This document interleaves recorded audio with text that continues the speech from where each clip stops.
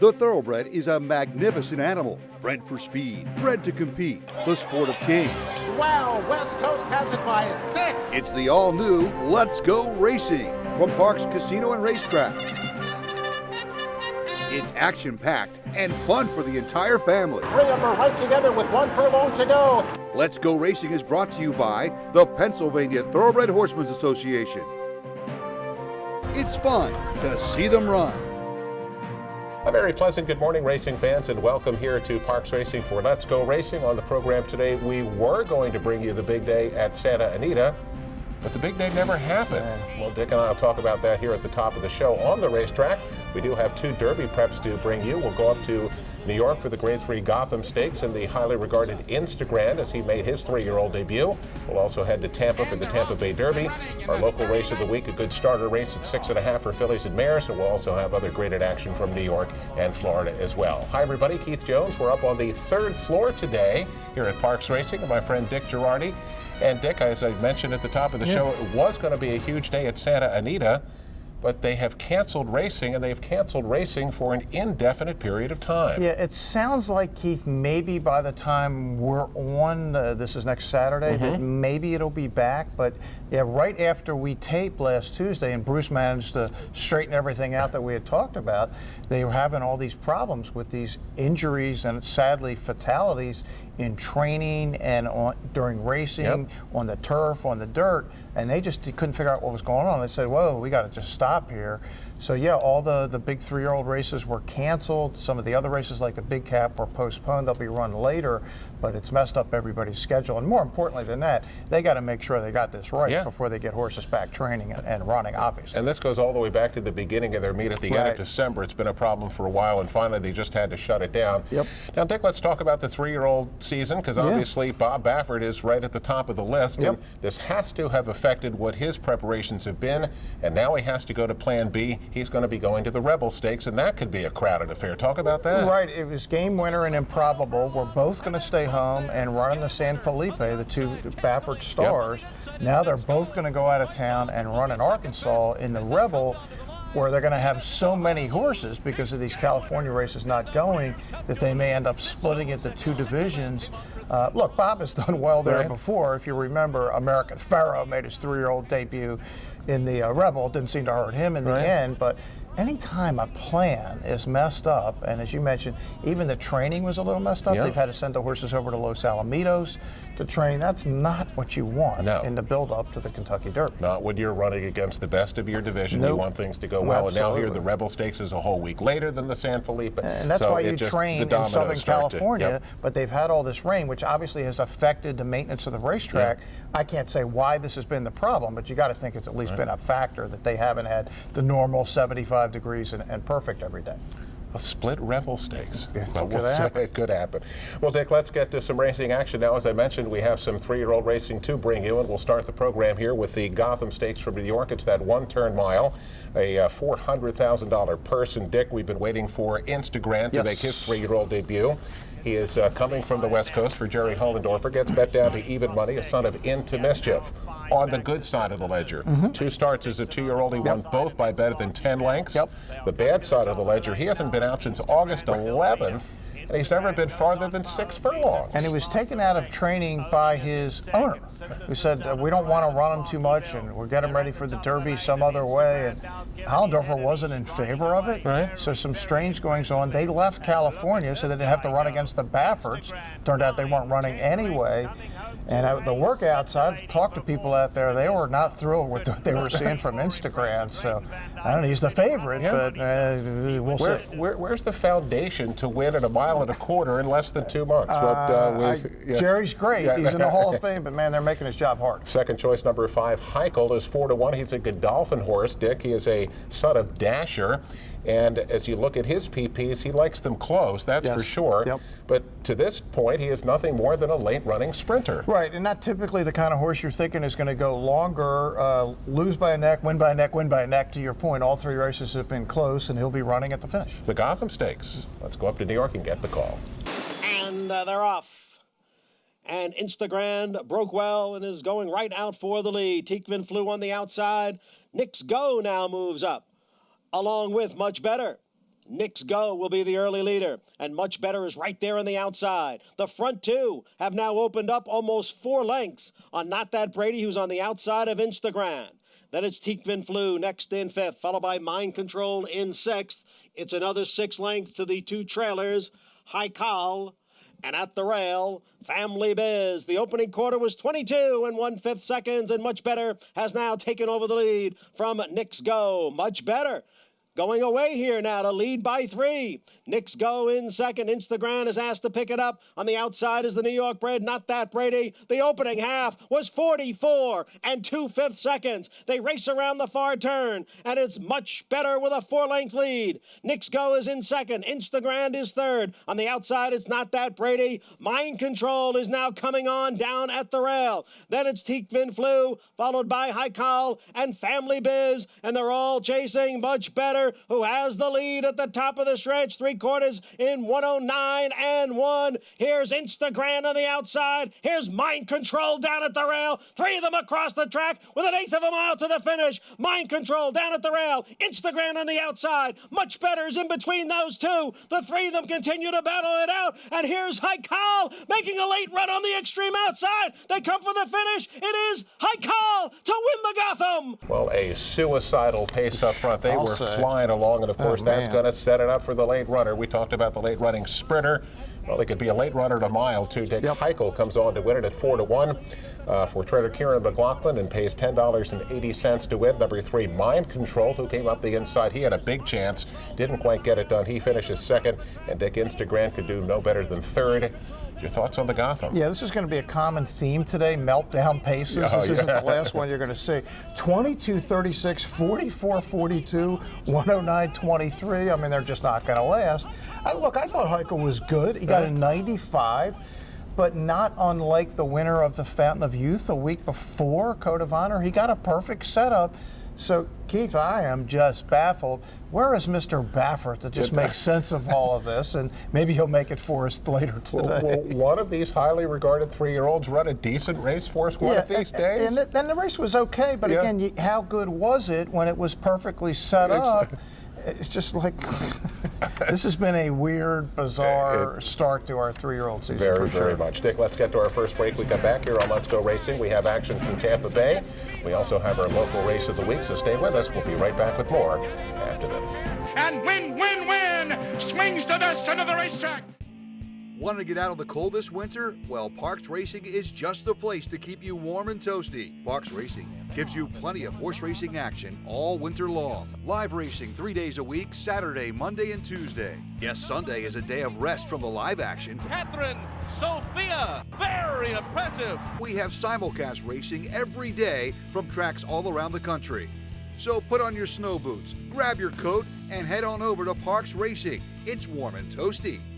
What does Chapman's 7 locations and 10 car brands mean to you? It means a huge selection of quality pre-owned vehicles, all makes and models, many one-owner low mileage certified with miles of factory warranty remaining. Safety checked, meticulously detailed, and each come with a free Carfax report so you can buy with complete confidence at any Chapman Auto store near you. Or shop online anytime at ChapmanPreowned.com. If our emblem is not on your car or truck, you probably did pay too much. Looking to join the thrill and excitement of thoroughbred racehorse ownership? Pewter Stable can get you started. With more than 25 years of experience under the leadership of Greg and Kate DeMasi, Pewter Stable is one of the industry's leaders in racing partnerships, winning hundreds of races and millions of dollars at racetracks all over the Mid-Atlantic, including New York. No markup, no management fees makes our partnerships unique and affordable. We are Pewter Stable. He's a winner. He's a champion. He's an icon. He's a legend. And now he's back in Pennsylvania. Smarty Jones, Kentucky Derby winner, Preakness Stakes winner, standing at Equistar in Annville, Pennsylvania. The quintessential Pennsylvania bred has returned. Smarty Jones is back home. Please call Rodney Eckenrode or visit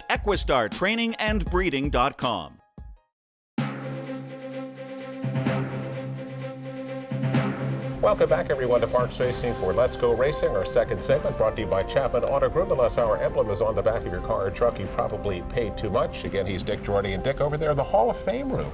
Yeah, all Remember three of us. Yes. Bruce, you, me, we're all over there. When I got here, Bruce had been in there for about 45 minutes. He was checking out his polishing his plaque again. But Dick, let's get I think he was over at his sports book. That's what I heard. Let's get to some more racing coverage. Another 3-year-old race from Tampa Bay. This time it's the Grade 2 Tampa Bay Derby, 1 mile and 1/16th, Dick.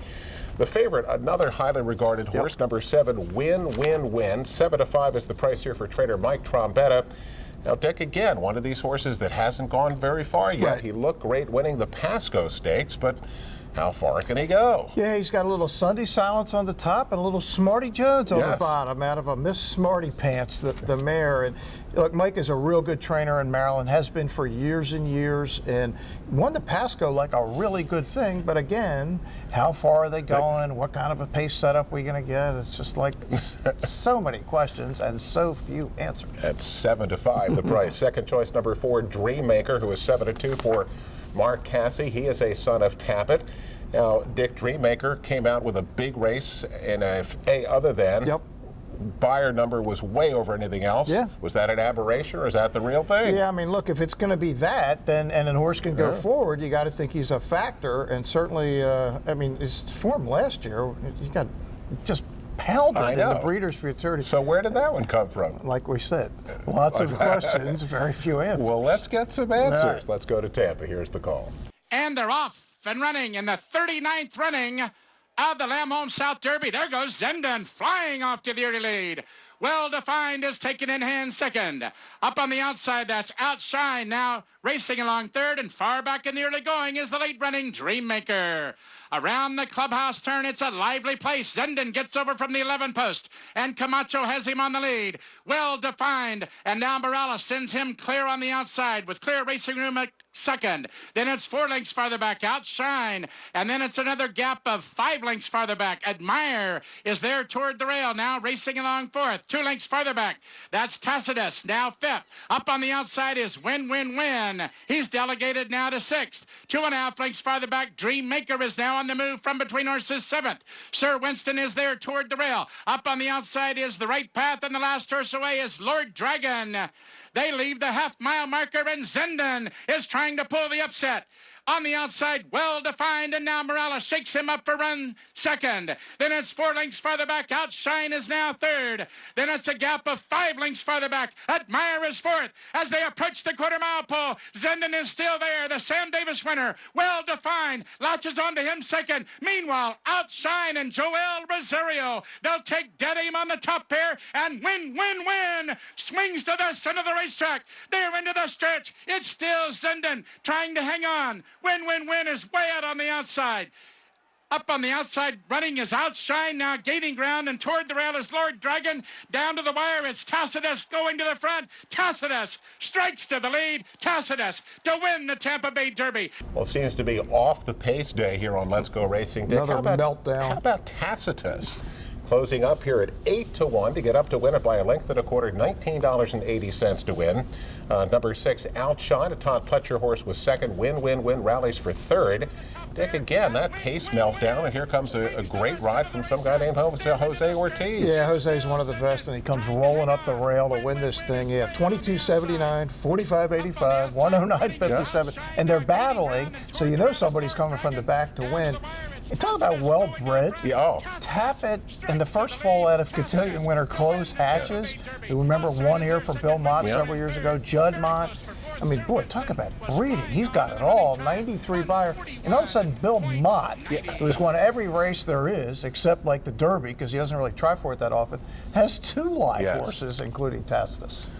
1980 to win. I didn't have it. Yeah, unfortunately. No, I didn't. He went from 77, 75 to 93. He took the big leap. Yep. May have to take another one. This is a horse I think to keep an eye on. Even though it was a setup, right. Those bloodlines are screaming, look out. And Mr. Mott as well. Yes, that doesn't indeed. hurt things.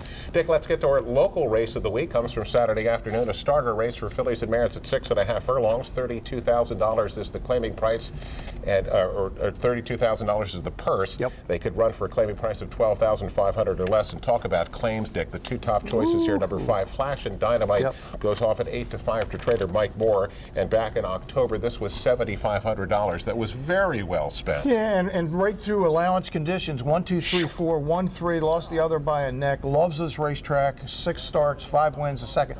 The question is, what happens when she comes back in distance? She's been running longer. How is she going to do at 6.5? When I first saw it, I said, well, why would he do that? Well, obviously because of the conditions. He wants to hit this condition. Again, Mike has done a great job with this filly, but that's the issue. And you're going to bet 8-5 on that Yes, issue. you are. Number 2, Celeste, the second choice, 9-5 for trainer Joe Taylor. Again, this was $12,500 well spent.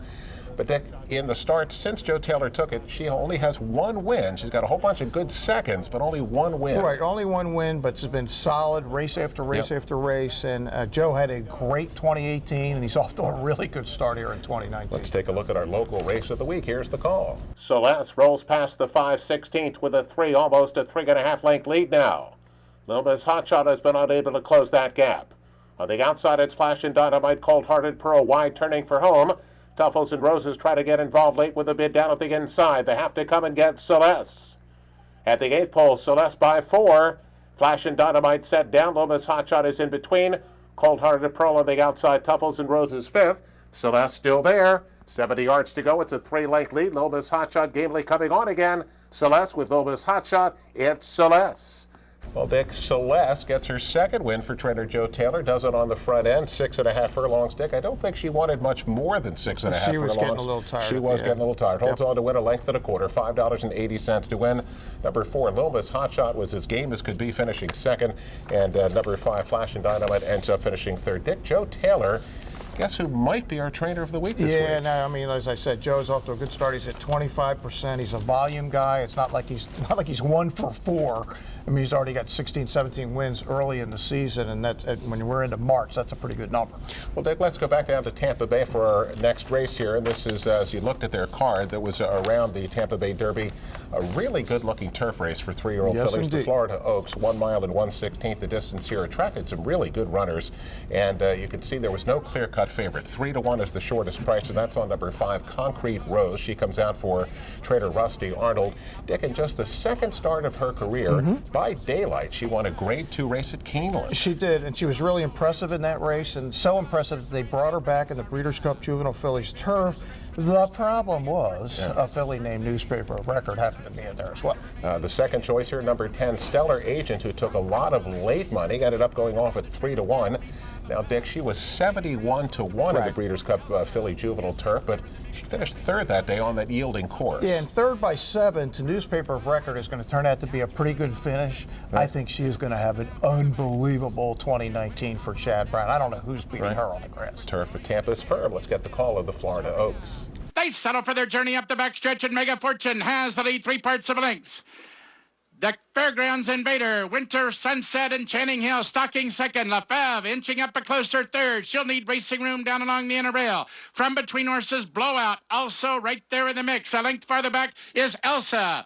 She gets the wake-up call down along the inner rail as they swing around the far turn. Mega Fortune and Landeros trying to steal off. Winter Sunset is now moving up on the outside a bit closer second. Lefebvre is full of run and needs racing room third. There goes Her Royal Highness swinging wide for the drive fourth. Serena swings to the center of the right track, and they find 7 across the track. Mega Fortune, Winter Sunset from between horses. Concrete Rose is down the center of the racetrack, and Blowout inside the final furlong. Concrete Rose, here comes Blowout on the outside. Concrete Rose in a blanket finish. Concrete Rose will prevail. Well, number 5, Concrete Rose, does hold on for the victory here, winning it by a half length and pays $8.40 to win. And Dick, Chad Brown was in here with 2. His long shot runs second. Number 7, Blowout, comes on really well to get up for second. Number 3, Winter Sunset was third. Dick, Concrete Rose showed her ability as a 2-year-old, and she is right back on track here for 2019. Yeah, they're going to make money with her. They're just going to have to keep her away from Newspaper of Record, which isn't easy because you want to run in those 3-year-old filly turf stakes. But again, I don't know who's beating that horse horse. But yeah, they'll make some money with concrete roads. Well, let's get to our next break. When we come back here on Let's Go Racing, we have awards to give out, more racing action to take a look at. In Race Recap, we will be back after this.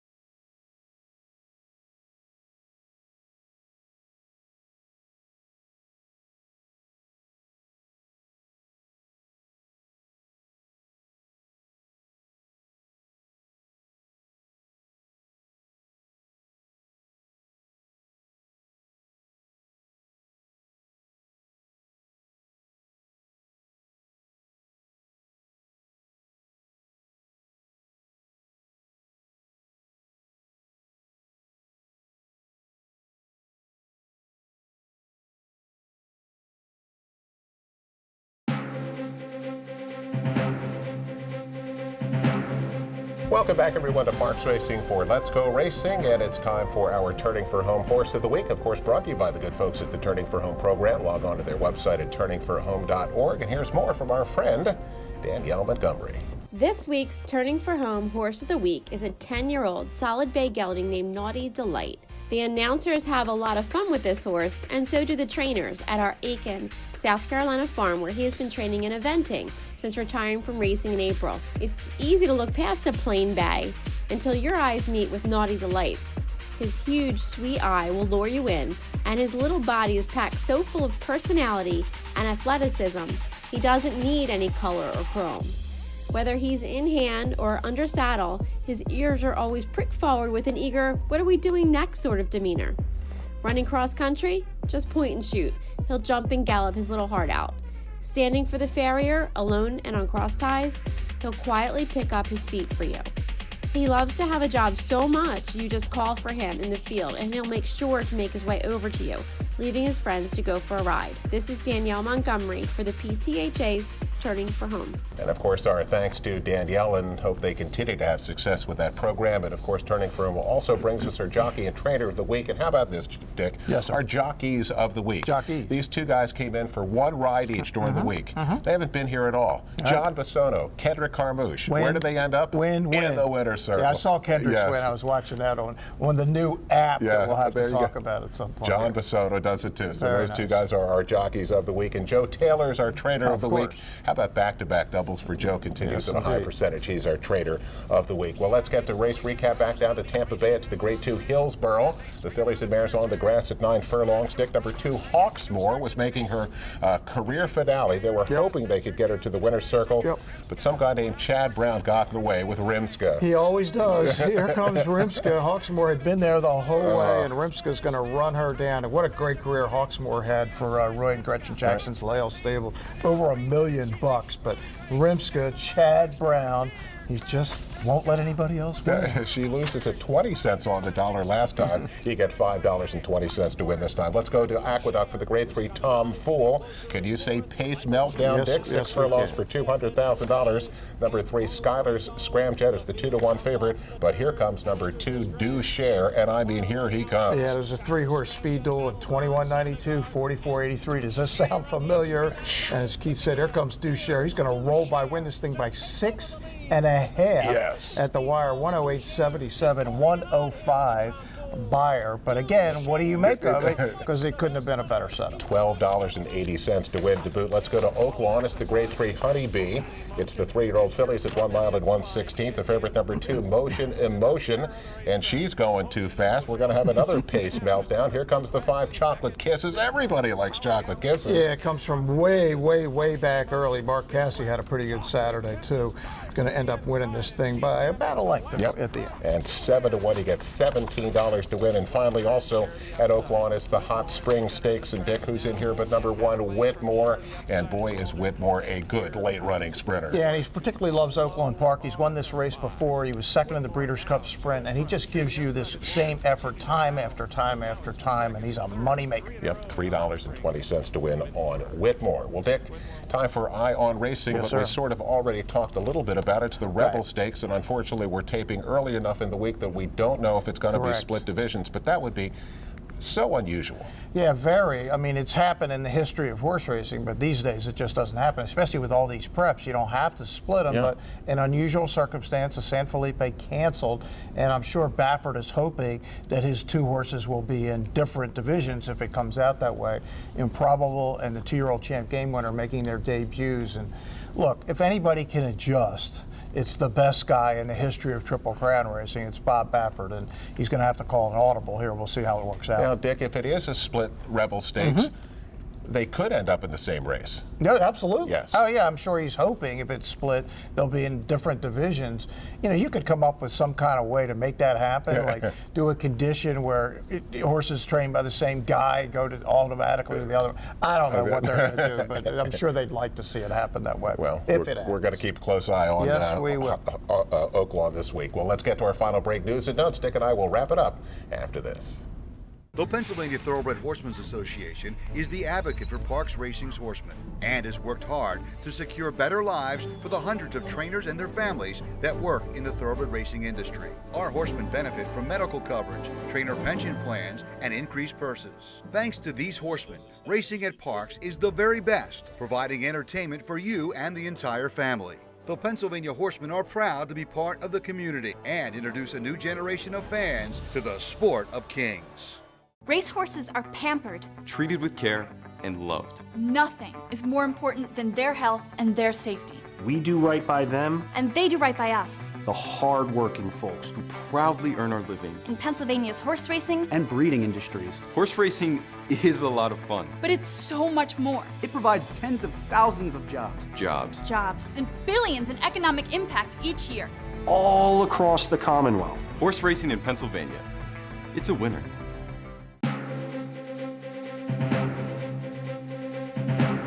Welcome back, everyone, to Parks Racing for Let's Go Racing. Of course, news and notes, the final segment brought to you by Pewter Stable. Log on to the website at pewterstable.com. Become an owner today.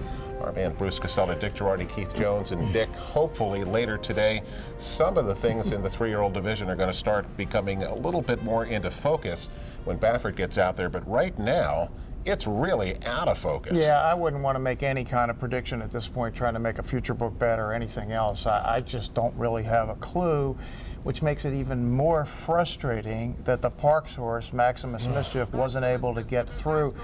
Keith, I know you thought it when you watched his first race. You said it's the best debut you've ever seen by a 2-year-old. I saw it. Lou Zagnit has been calling charts here forever for DRF and Equibase. Saw him run one time, so this is a Derby horse.